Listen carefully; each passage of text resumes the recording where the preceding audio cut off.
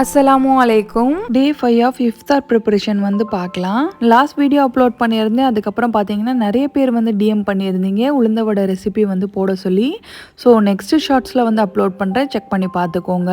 அன்னைக்கு இஃப்தாருக்கு பார்த்தீங்கன்னா வீட்டிலேயே செஞ்ச உளுந்த வடை, அப்புறம் வெளியேருந்து வாங்கியிருந்த சிக்கன் போண்டா, அப்புறம் பீஃப் கட்லெட், அதுக்கப்புறம் நோம்பு கஞ்சி, எப்போவுமே செய்யக்கூடிய ரோஸ் மில்க்குமே வந்து ப்ரிப்பேர் பண்ணியிருந்தேன். அது கூடவே பார்த்திங்கன்னா இளநீ வந்து வாங்கிட்டு வந்திருந்தாங்க. அதையுமே ஒரு கிளாஸ் ஜாரில் மாற்றிட்டு இளநிக்குள்ளேருந்து கோக்னட்டுமே வந்து எடுத்து கொடுத்துருந்தாங்க. ஸோ அதையுமே வந்து அதில் மிக்ஸ் பண்ணி வச்சாச்சு.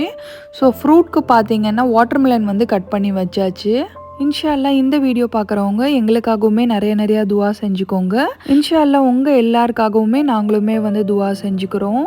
என்னோட சேனலில் போடுற சஹார் மெனு, அதுக்கப்புறம் இஃப்தார் மெனு ரெசிபிஸ் எல்லாமே வந்து நிறைய பேர் கேட்டிருக்கீங்க. ஸோ இன்ஷால்லா வரப்போகிற வீடியோஸில் வந்து நான் அப்லோட் பண்ணுறேன், செக் பண்ணி பார்த்துக்கோங்க. நெக்ஸ்ட் வீடியோவில் வந்து மீட் பண்ணுறேன். பாய்.